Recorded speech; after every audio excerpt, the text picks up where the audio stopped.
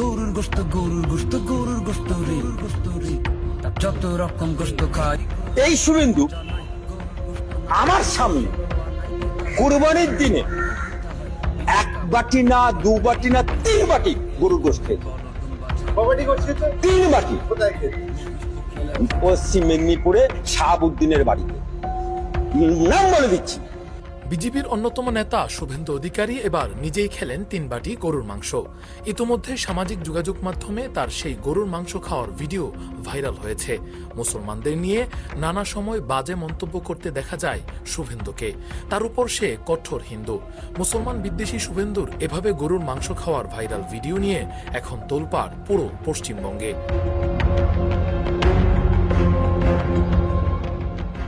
ভিডিওটির সত্যতা যাচাই করতে গেলে ভারতীয় গণমাধ্যমকে এক ব্যক্তি বলেন, 1 বাটি নয়, 2 বাটি নয়, 3 বাটি কুরবানির গরুর মাংস তাদের সামনেই টপাটপ গিলে ফেলে সে।